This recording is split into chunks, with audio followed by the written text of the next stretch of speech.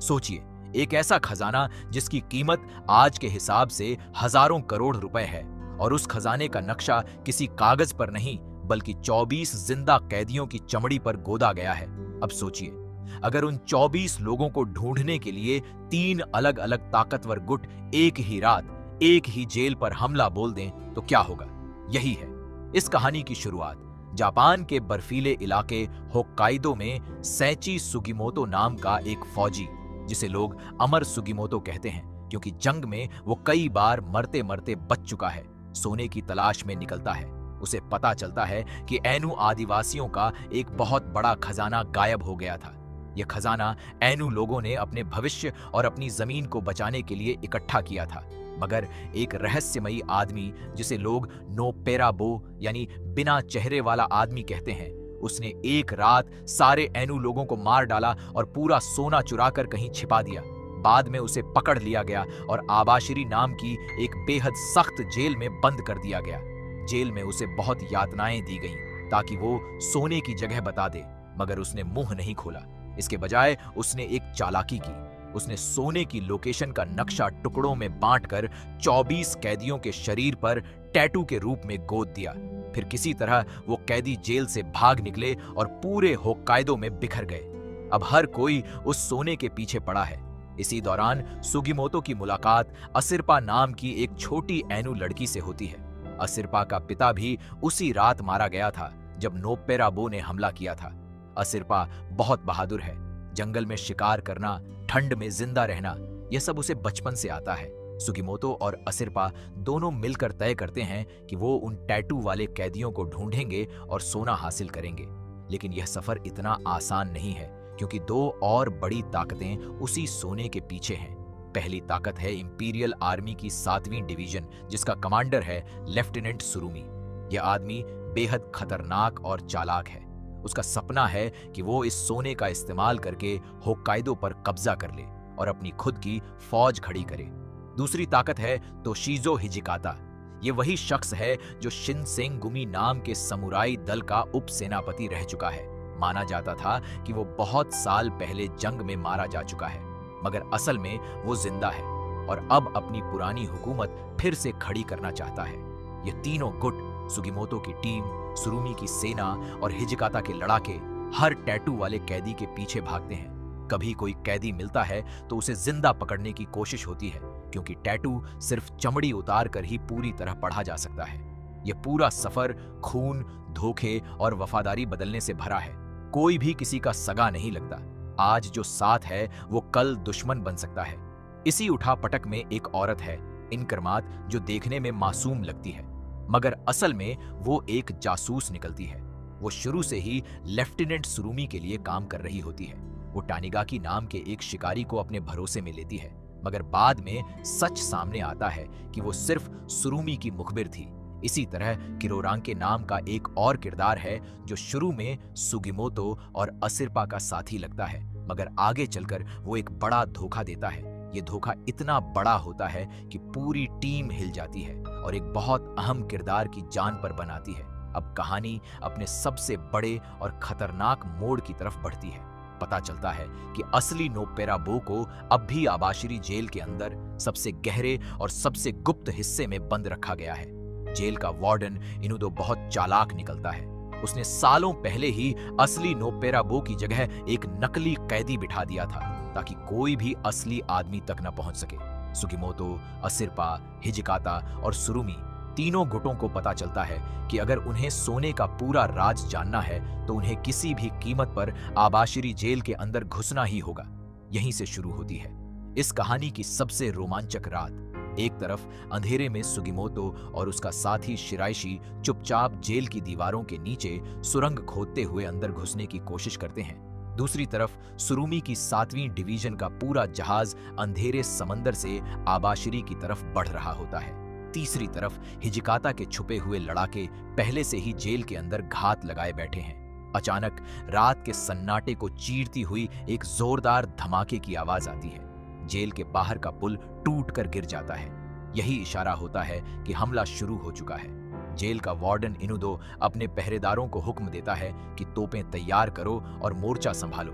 मगर तब तक बहुत देर हो चुकी होती है। सुरुमी का जहाज तोपें दागना शुरू कर देता है और जेल की दीवारें एक एक करके गिरने लगती हैं। अंदर हर तरफ अफरा तफरी मच जाती है। कैदी चीखते भागते हैं, गोलियां चलती हैं, तलवारें टकराती हैं। यह सिर्फ एक जेल ब्रेक नहीं बल्कि एक पूरी जंग बन जाती है। इसी अफरा तफरी में असिरपा को एक आदमी उठा ले जाता है और वो पूछता है, क्या तुम अपने पिता से मिलना चाहती हो?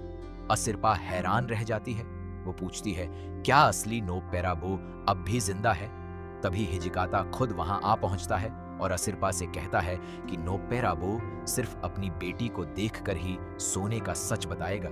इसीलिए हर कोई इस जेल तक पहुंचा है, यहां तक कि सुगिमोतो भी, जो अपनी जान की परवाह किए बिना सिर्फ इसी सच के पीछे भागा चला आया है। असिरपा का दिल कांप उठता है। वो एक तरफ अपने पिता की सच्चाई जानना चाहती है और दूसरी तरफ सुगिमोतो को बचाना चाहती है। वो साफ मना कर देती है कि वो सुगिमोतो को छोड़कर कहीं नहीं जाएगी। ठीक इसी वक्त जेल के सबसे अंदरूनी कमरे में, जहां असली नोप पेराबो को छुपाया गया समझा जा रहा था, वहां पहुंचकर पता चलता है कि वहां तो सिर्फ एक नकली कैदी की लाश पड़ी है, यानी असली आदमी अब भी कहीं और छुपा है। ये सुनते ही तीनों गुटों में और ज्यादा खलबली मच जाती है। हर कोई एक दूसरे पर शक करने लगता है कि असली सच किसने छुपाया है। गोलीबारी और तेज हो जाती है, दीवारें धमाकों से हिलती रहती हैं। इसी बीच पता चलता है कि सुरुमी की योजना कुछ और ही थी।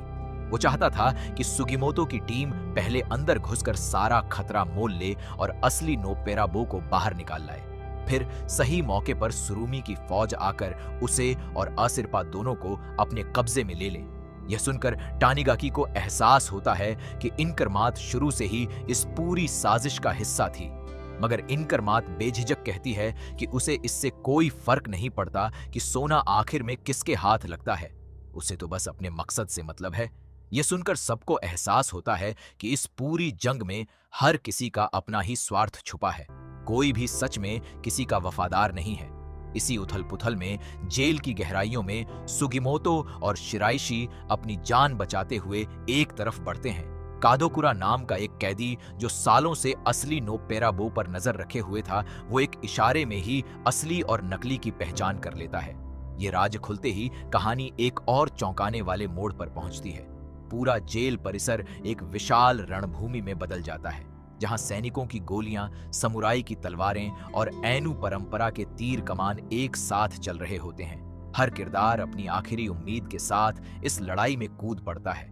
कहानी के आखिर में यह जंग किसी एक गुट की जीत या हार पर खत्म नहीं होती, बल्कि हर गुट अपने अपने रास्ते पर आगे बढ़ जाता है, कोई नए सुराग के साथ, कोई नए दुश्मन के साथ। और असिरपा अपने पिता की सच्चाई के और करीब पहुंचकर भी असली जवाब से महरूम रह जाती है। सुगिमोतो ठान लेता है कि चाहे कुछ भी हो जाए, वो अपने वादे और असिरपा के साथ मिलकर उस सोने तक जरूर पहुंचेगा। मगर आबाशिरी की इस खूनी रात ने यह साफ कर दिया है कि आगे का रास्ता पहले से कहीं ज्यादा खतरनाक होने वाला है, क्योंकि अब दुश्मन सिर्फ बाहर नहीं बल्कि अपनों के बीच भी छुपे बैठे हैं। इससे पहले कि यह जंग अपने अंजाम तक पहुंचती, कहानी में एक और परत खुलती है। पता चलता है कि सुगिमोतो के साथ चल रहे साथी जैसे शिराइशी और तानिगाकी भी अपने अपने अतीत से जूझ रहे हैं। शिराइशी हमेशा हंसी मजाक में बात करता है, मगर वो खुद भी कभी इसी आबाशिरी जेल का कैदी रह चुका है, इसीलिए उसे इस जेल का चप्पा चप्पा याद है। यही वजह है कि सुरंग खोदते वक्त वही सबसे आगे चलता है। दूसरी तरफ तानिगाकी एक माहिर शिकारी है, जो अपने बाज की मदद से दूर तक देख सकता है, मगर इनकरमात के धोखे ने उसका भरोसा पूरी तरह तोड़ दिया है। वो समझ नहीं पाता कि अब किस पर यकीन करे। इसी बीच लेफ्टिनेंट सुरुमी का असली चेहरा भी सामने आने लगता है। वो सिर्फ एक फौजी अफसर नहीं बल्कि एक ऐसा शख्स है जो अपने ही मरे हुए सैनिकों के दिमाग के टुकड़े जोड़कर एक अजीब सी फौज तैयार कर चुका है।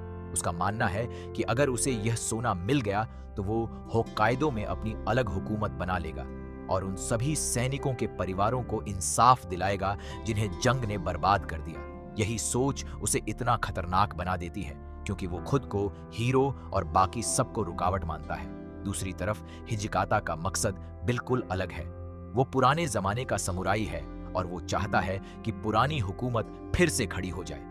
इसीलिए वो अपने साथ कुछ ऐसे लड़ाके लाया है जो सालों से छुपकर उसकी वापसी का इंतजार कर रहे थे। जब यह तीनों मकसद यानी सुगिमोतो और असिरपा का इंसाफ, सुरुमी की नई हुकूमत और हिजिकाता की पुरानी वापसी एक ही रात एक ही जेल में टकराते हैं तो हालात बेकाबू हो जाते हैं। धमाकों की गूंज दूर दूर तक सुनाई देती है। समुद्र के किनारे खड़ा जहाज बार बार गोले दागता है और जेल के अंदर हर गलियारे में लाशें बिछती जाती हैं। इसी उथल पुथल में कुछ पल ऐसे भी आते हैं जब सुगिमोतो और असिरपा एक दूसरे को खोकर फिर से ढूंढते हैं। हर बार जब लगता है कि दोनों मिल जाएंगे, कोई नई मुसीबत सामने आ खड़ी होती है। यही खींचतान दर्शकों की सांसें अटकाए रखती है। आखिरी घड़ी में जब असली नो पैरा बो की तलाश अपने चरम पर पहुंचती है, तब एक ऐसा राज खुलता है जो पूरी कहानी की दिशा ही बदल देता है। यह राज सिर्फ सोने से नहीं बल्कि असिरपा के परिवार की पूरी सच्चाई से जुड़ा है। यही वजह है कि यह हिस्सा पूरी गोल्डन कामुई सीरीज का सबसे बड़ा और सबसे चर्चित मोड़ माना जाता है। इसी रात के बाद हर किरदार का रास्ता पूरी तरह बदल जाता है। कोई नई दुश्मनी शुरू होती है तो कोई पुराना रिश्ता टूट जाता है। ये कहानी यहीं खत्म नहीं होती। आगे क्या होगा? असली नो पैरा बो आखिर कहाँ छुपा है और सोने का असली राज कौन खोलेगा? ये जानने के लिए ये पूरी फिल्म जरूर देखिए। अगर आपको ये कहानी पसंद आई हो तो वीडियो को लाइक करना बिल्कुल मत भूलिए और चैनल को सब्सक्राइब कर लीजिए ताकि ऐसी ही और दिलचस्प कहानियां आप तक पहुंचती रहें।